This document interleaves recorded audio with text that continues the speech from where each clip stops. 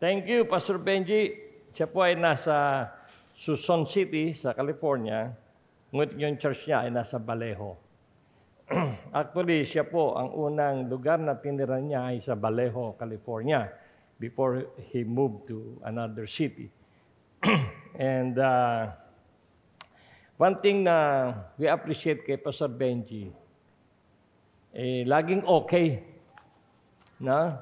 Pagka siya ni-request ko na mag-special number, wala pa akong incident na matandaan na tinanggihan niya yung ating request na siya ay umawit. And yung kanta niya, tinatanong, "Why me, Lord?"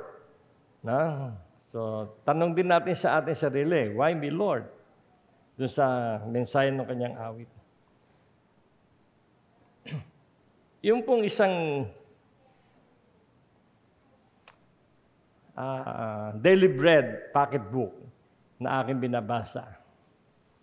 Meron doong article about a church na nagkaroon ng bagong pastor. Sa mga churches kasi, meron mga tenure ang mga pastor. Minsan every 2 years, every 4 years. Dito sa atin, every lifetime.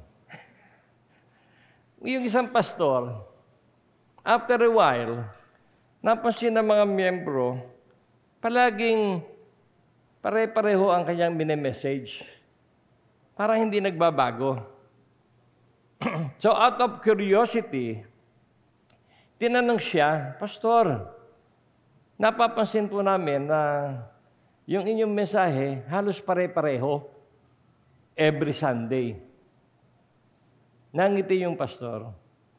Sabi niya, "Hanggat hindi ko nakikita sa inyo na ginagawa ninyo yung mensahe, paulit-ulit kong sasabihin." Ibig sabihin, hindi nakikita ng pastor na yung mensahe, tumatalab sa miyembro. Walang pagbabago. Kaya sabi niya, hanggat hindi nagbabago, hanggat hindi nyo sinusunod ang mga mensahe natin, yun at yun ang marinig nyo. Kaya yung mga miyembro, walang magawa. Kung gusto nilang magkaroon ng panibagong series of study, gawin nila yung kanilang napapakinggan at natututunan. Tama po pa? Kasi po ang aking mensahe, uulitin ko lang. Hindi dahil hindi nyo ginagawa, kundi para ipaalala sa atin. Amen po ba? Amen. Tayo po saglit na manalangin. Father, I pray that may the Holy Spirit lead us to understand and to apply your message to us in our life. In Jesus' name, Amen. We are in the penultimate Sunday ng pag-aaral natin ng Bible-based, biblically based Christian practices. At yung ating main theme ay nasa Acts chapter 2, verses 42 and 42 to 47. At ngayon, tutungkulin natin yung verse 47. Ang sabi po diyan, "Praising God, having favor with all the people, and the Lord added to the church daily such as should be saved." Okay? Parang yan po ang encapsulation noong verses 42 to 47. Yung summit of what Acts chapter 2, verses 47 or 42 to 47 is all about. Praising God, having the favor of the people, and the Lord added daily such as should be sa church. Okay. Noong pong during the 70s, kami ni Boy, ni Isay, ni Ate Puring, we had our what we call the Yemilip Discipleship Ministry. Naging Cubao Discipleship Ministry.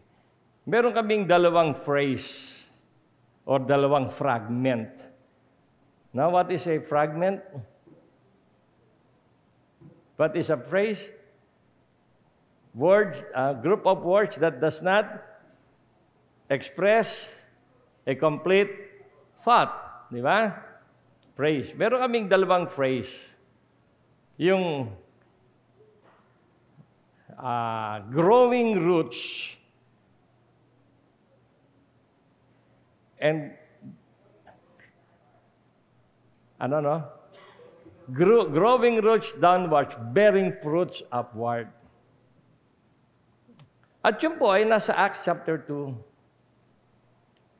Yan po, kung yung titignan, puno yan na may mga ugat at mayroong mga bunga. Ang puno, hindi magkakabunga pagka hindi tutubo. Hindi tutubo pagka walang ugat. Okay? Pagka may ugat at walang bunga, hindi yun ang hinahanap natin. At yung gitna na yun, yun yung tayo yun. Yung pinakapuno, tayo yun. Ngayon, sa ating pag-aaral ng biblically based practices, nakasama po yan. Ano po yung magpapatibay sa puno, kundi yung ugat, ano magpapatibay sa atin para magbunga? Nasa Acts chapter 2, verses 42, yung growing roots. Ano yung mga roots na yun? Na dapat nasa atin at tumutubo. No? Yun muna, ipakita na natin, Ricky Joyce. Yung puno. Ayan. Okay? Ano yung mga yan? Na nasa pag-aaral natin sa nakalipas na 2 linggo. Pakita mo na. Ayan. Di ba sabi doon, inilaan nila ang kanilang mga sarili saan? Sa katuruan ng mga apostol. That is the Word of God. They devoted themselves to the teachings of the apostles. Yan ba itinuro ng mga apostles? Di salita ng Diyos. Di ba? The Word. Yung mga bagay na itinuro ni Jesus sa kanila, yun ay tinuturo nila sa mga unang Kristiyano. The Word of God. At saan pa nila ikinomit ang kanilang mga sarili? Sa panalangin. At sa pagsasama-sama, fellowship. At sa pagpupuri sa Diyos. Yun yung mga bagay na dapat nararanasan natin na yung ating mga ugat ay bumabaw sa lupa para matatag ang puno. Tayo ay nakalaan sa pag-aaral ng salita ng Diyos. Nakalaan sa pagdalo sa mga panalanginan. Nakalaan sa pagdalo sa pag-fellowship at sa pagpupuri sa Diyos. Kaya nga tayo, praise and worship songs. You see? Ngayon, ang tanong, yan ba ay nararamdaman natin sa ating buhay? Have we made the decision to devote our lives, our time, sa apat na yan? Word of God. Prayer. Fellowship. Praising God. At pag yan ay lumalago sa atin, tumitibay sa atin, definitely, magiging healthy ang Christian life natin. Okay? At ano ang magiging bunga? Yan, no? Meron silang joy. Di ba? Kung pwede nga lamang na nasa isang screen yung Acts 2 at andito itong picture. Hindi pwede, no? Yung kanilang roots, nagbunga ng kindness, ng generosity sa kanilang kalipunan. And they enjoy the respect of the community. At most important, naging daan para magkaroon sila ng church growth.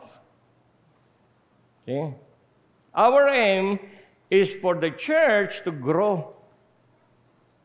At nung pa natin sinasabi yan the church should be ready to explode, to grow in numbers.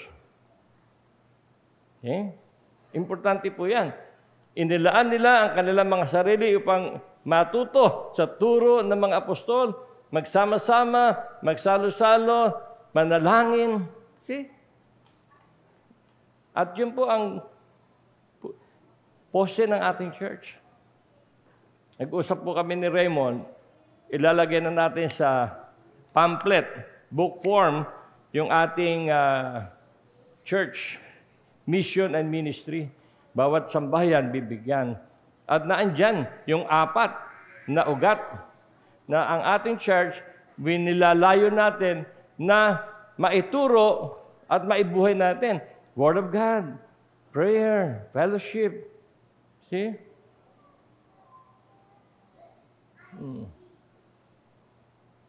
Ang ganda, di po ba? If we want our church to grow and bear fruits, our roots must be strong. We must be grounded well. Parang yung puno ng Indian tree. Makikita niyo yung ugat niya. Ang layo na nararating yan. Kahit bumagyo, hindi yan, wala nga lang talagang bunga yan kasi yun ang Indian tree, talaga hindi nagbubunga. Pero yung mangga, nakita niyo yung ugat ng mangga, masisira na nga yung pader eh. Mabubuwag na kasi malaki yung ugat. Pero pag namunga, sabi nga ni Junior, Christian mango, masarap. Okay? At marami nakikinamang, lalo na yung mga tagalabas. Sabi ko lang sa kanila, basta kung manunungkit kayo, yung hinog. Wag yung hilaw dahil sayang. Di ba? Now, one thing I want you to observe sa verse 47. Pakiligyan natin yung verse 47. Ano ang inyong mapapansin dyan sa talatang yan? Give me your thought. Read, think, and give me your thought. What do you see in that verse?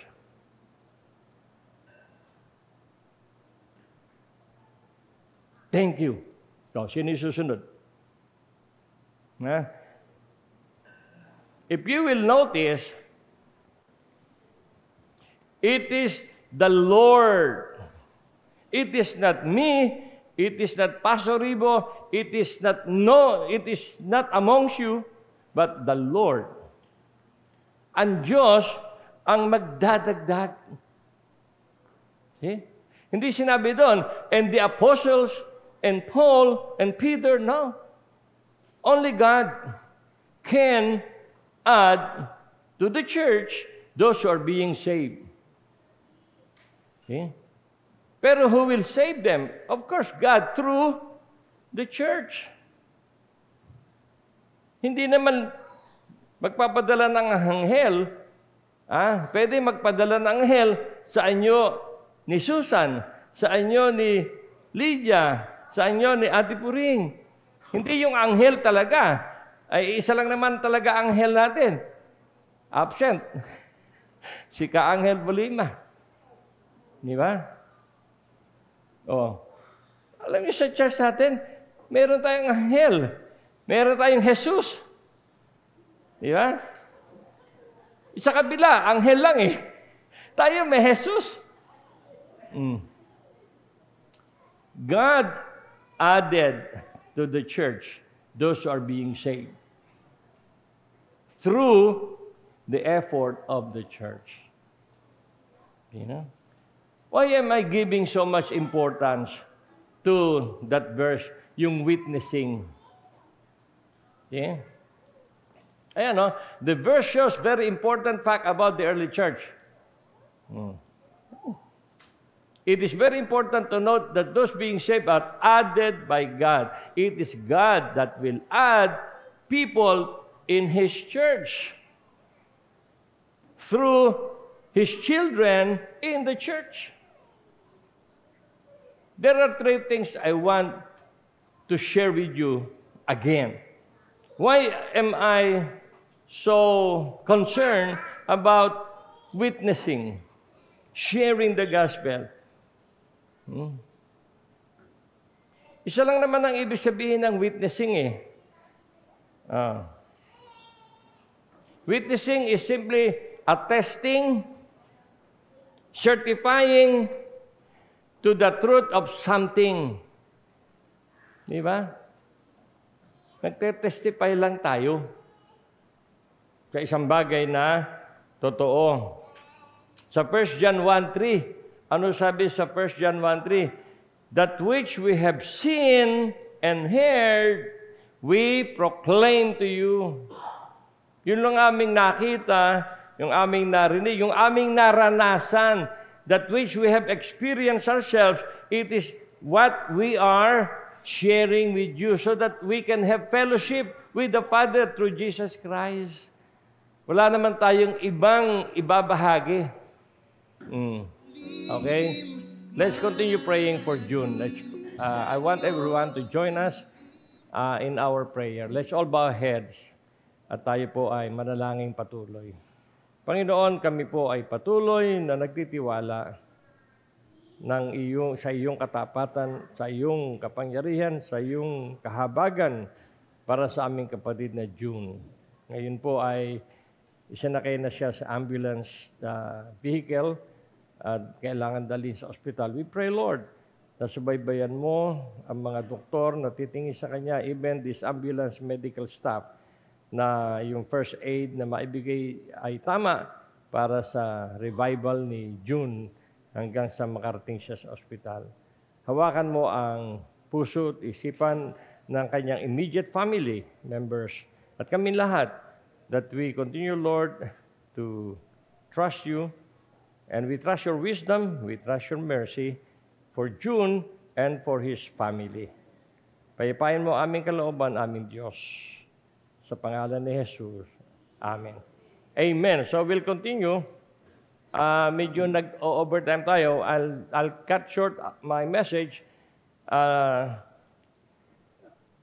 Tatlong bagay yung aking sinabi sa inyo before na nais kong bigyan ng pansin. Church growth through witnessing. Ang ating iglesia, kahit na anong iglesia, hindi lalago ng mabilis kung tayo ay manghahawakan sa biological growth. Ibig sabihin, yung ating mga membro na may pamilya, may asawa, ay manganganak. Meron tayong membro na mag-asawa, manganganak, mabagal yun. Kasi ibang membro natin, baka nga hindi na magkaasawa eh. Di ba? That's one, biological growth. Number 2, transfer growth. Yung may mga Kristiyano sa ibang lugar na mapupunta ng Marikina, lalo na dito sa Churillo, sa Tanyong, makikita ating church at a-attend. Pero yun, hindi pang matagalan yun. Meron nga tayong kuminsan ay napupunta dito. After a while, nawawala din dahil nalilipat din sa ibang lugar. Okay? Ang talagang paraan para lumago sa bilang ang isang iglesia, yung tinatawag na missiological growth. Yung tayo ay nagwi-witness. Tayo ay nagwi-witness, tayo ay nagmi-mission. Bakit po mahalaga yon? Number 1, yung witnessing is the lifeblood of the church. Yun yung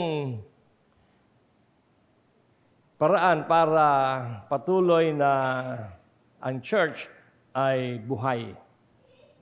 Pangalawa, witnessing or church growth ensures the future of the church. Pag sinabing ensure, natitiyak ang kinabukasan ng isang iglesia, especially after when all the seniors are done with their life here at namatay na. Kung meron tayong nadadagdag sa ating kaanib, kahit na mawala na yung mga senior, andyan pa rin ang bilang ng ating church. It ensures, hindi tayo magsasara. Close for non-members. Close for Ano tayo doon? Close dahil wala nang kaanib. Ang pangatlo, pinakamahalaga, iyon ay utos ng Diyos. Hindi ba? Utos ng Diyos yun eh. Si Jesus Christ mismo nagsabi. Kung hindi natin ginagawa yan, hindi tayo sumusunod. Hindi tayo nakaka-contribute para ang church ay magpatuloy. Di ba? Ilang taon na ang church natin? 32 years. So we are looking forward for another 32 years. How can it be if we are not adding, or if God is not adding members through our ministry? Natatandaan ninyo, one Sunday Bible study natin, sabi ko, I will request Kuya Boy na mag-prepare ng simple way of presenting the gospel. Natatandaan ninyo yun? Natatandaan ba niyo yun? Oh, see? Kaya after this series, sa ating Sunday School, si Boy will be presenting a simplified system of presenting the gospel. Okay? Ang kailangan lang doon, meron tayong willingness to attend, and willingness to learn, and willingness to apply. Diba? Dapat meron tayong awakening sa ating mga puso. No? Just like what we are doing kay Junior, we are trying to revive him. Imagine niyo kung dadating ang time na inire-revive natin ang church. Ha? Dahil hihinga-hingalo na. See? We have to awaken to reality. See? Sabi nga, nasa Diyos ang awa, nasa tao ang gawa. Ngayon, kung hindi tayo gagawa, ngangawa-ngawa tayo. Ayaw naman natin na nasa Diyos ang awa, nasa tao ang ngawa. Ang gawa. Sino gagawa? Ako, si Pastor Ribo? Oh. Pwede, nagagawa naman yun, pero mas maganda yun tayo. We cannot explode if we will not implode. Ano ibig sabihin na we will not implode? We will not awaken ourselves to reality na God's command is for us. Dalawang bagay kasi yan eh. Yung witnessing, yung Matthew 28, 19 to 20, ano sabi niya? Go and tell, approach. Sabi ni Jesus Christ, go and make disciples, teaching them. You have to go. You have to move. You have to make step. You have to make approaches to your classmates, to your office mates, to your neighbors. Go and tell. Ngayon, yung ating mission call, come and hear. Di ba? Each one, invite one. Come and hear. Ilan na ba yung nag-come dito at nakapakinig? Come and hear. That's our mission call. Pero si Jesus Christ, sabi niya, go and tell. Which is better? Go and tell. Hindi yung come and hear. Wala nga nangungumbida sa atin eh. Meron ba?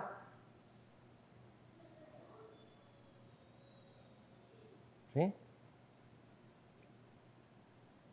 Dalawang approach yan eh. Yung isa, proactive. Yung pangalawa, pro lang. Di ba? Kaya nga, babaguhin ang siguro natin eh. Hindi na each one invite one, hindi na come in here. Go and tell na. Di ba? Okay.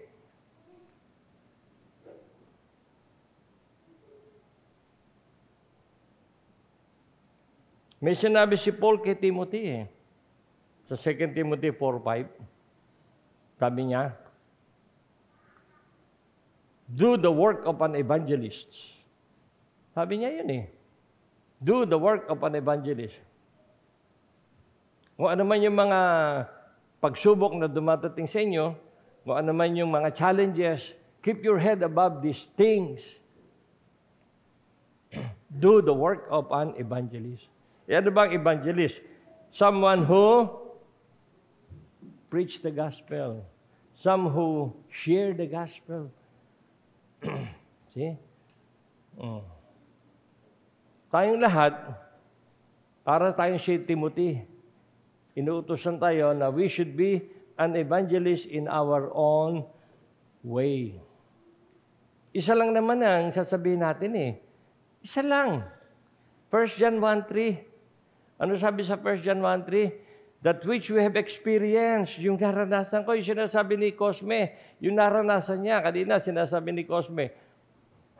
Asan si Cosme? Ayan. Kasi yung kurtina ng TV sa yung polo mo, magkahawig. Hindi kita makakita. Ha? Oh. Sabi sa kanya, bakit? Andiyan naman yung church sa malapit, ba't doon ka sa malayo?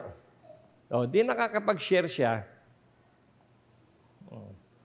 Sabi ko, bakit nga ba? Yung church ng mga kapatid niya, walking distance lang eh. Pero he chose to be with us. May rason yun. See?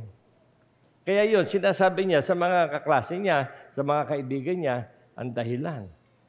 Ang hindi ko lang narig sa kanya dahilan, kasi doon may pagkain eh. Ha? Baka ko sabihin niya, magsamahan na nga eh. I-try mo kaya. Ha? Go and tell. Kaya tayo, sa ating mga future Arroz Caldo, we will be more active. No? Bago tayo magpakain, lahat naglalapit, we will have a prayer first. This time, we are ready to do that. No? Pagka andyan na yung goto, parang langgam yung mga yun eh. Pero bago kayo magbibigay, mananalangin tayo. Okay po ba yun? Okay? Mananalangin tayo. Unti-unti, little by little, step by step. Okay? And we will do mini evangelism after nung session natin kay Kuya Boy. Amen po ba yun? Okay ba, Isay? Pag umokay si Isay, okay na si Boy eh. Ha? Simple lang. Sabi ko nga kay Jojo, 1 verse 30 minutes lang yan eh. 1 verse 30, 130 lang ang tawag ko dun eh. 1 verse 30 minutes. Okay? Si Pablo, we have to learn from Paul in witnessing. Minsan, ito yung mga hindrances to witnessing. Pero Paul has given us 3 strong, clear example on how he started witnessing. Yung ano meron si Pablo, dapat ito yakapin natin. Pag-pray natin na God give us these 3 things that Paul has. Yan ay nasa Romans chapter 1, verses 4 to 16. Ano yung una? Sense of obligation. Sabi niya, I am obligated. Ano ba yung obligation? Something you have to do. Something to keep. Something to fulfill. Sabi niya, meron akong obligasyon sa mga Griego at sa mga hindi Griego. We have to feel obligated na marami tayong kaibigan, kaklase na namamatay na hindi nakakarinig ng gospel. Kung sila ay nakarinig, hindi sila tumanggap, we will be sad, but they will be sorry. Instead of we being sorry na hindi natin na-share ang gospel. So, feel obligated. Minsan nga, gusto ko sabihin sa inyo, feel obligated that you are in the church every Sunday. Hindi. Di ba? Hindi ko naman sinasabi yun. Lagi natin sinasabi. Ano yan eh? Individual Voluntary decision yan eh. But we have to be like the Iglesia ni Cristo. Obligated ka magpunta, magsimba. Okay? Now, as far as sharing the gospel is, as far as church growth is concerned, are we obligated? Okay? Second, eagerness. This is why I am so eager to preach. Meron siyang, ano ba eagerness? Meron siyang pananabik na mai-share ang gospel. See? Oh. He feels obligated, eager pa siya. Excited siya na makapag-share ng gospel. Are we excited?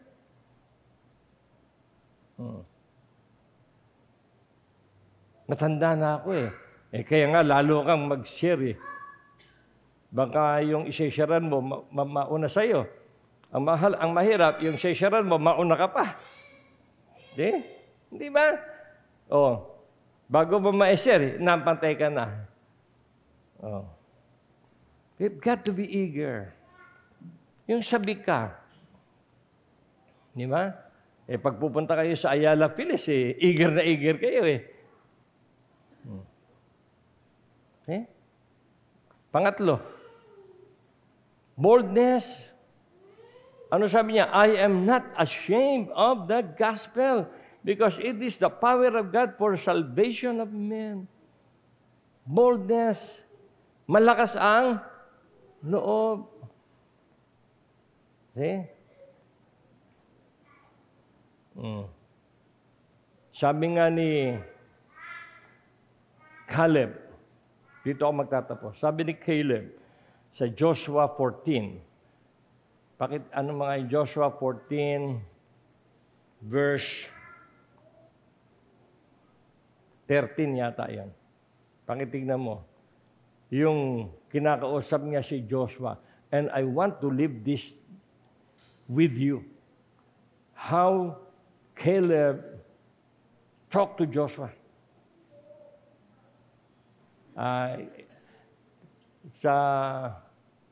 Tingnan mo sa 6. Okay?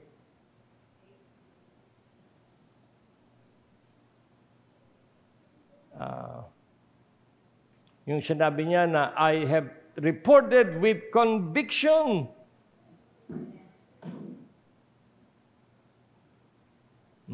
Ayan.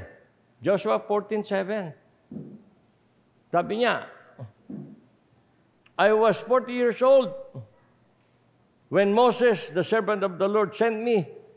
O kung ating susunod niya, yung mga 40 years old sa inyo, pinasusugo na kayo. 40 and above, sinusugo na kayo. Sent me from Kadesh Barnea to explore the land. And I brought him back a report according to my conviction. Yung sinabi niya, alam niyang kokontrahin siya ng 10, kokontrahin siya ng mga Israelites, pero sinabi niya, with conviction. Ano sa Tagalog ang conviction? Conviction. He was willing to stand on the truth. No fear. Bakit? Totoo yung sinabi niya.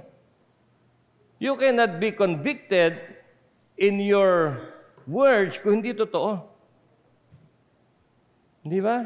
Yung ating sasabihin, yun lang ang totoo eh. Oh. Ang tao, makasalanan, ang tao mamamatay, ang tao mapupunta sa impyerno, ngunit dahil sa pag-ibig ng Diyos, gusto niya kayo wag mapunta sa impyerno, pinadala niya si Jesus Christ para mamatay sa krus para sa kabayaran ng iyong kasalanan. That's it. Ngayon, para mo mapakinabangan yung kaligtasan na yan, tatanggapin natin si Jesus bilang tagapagligtas. As simple as that. Hindi ka na hindi, bahala na si Boy. Boy, bahala ka. At kung kailangan igawa natin ng pamphlet yan, gagawa natin ng pamphlet. May picture ni Isay. See? alam nyo, delayed na nga tayo eh. Dapat yung ating gagawin, dapat noon pa natin ginawa eh. Di ba? Kasi naging complacent tayo. Ano yung complacent? Tayo na lang, basta masaya. Di ba? Basta paggandahin natin ng program, paggandahin natin ng church, okay na yan. Hindi pa pwede eh. 32 years ago, ilang taong ka nun, Ate Piling? 32 years ago. No, hindi naman tanda. Memory plus gold, kailangan mo. 32 years ago, I was only 44. 32 years ago, ilang taong ka nun, Aaron? 11 lang. Payat pa siya nun. Diba? 32 years ago eh. Ginagawa na dapat natin. Di ba?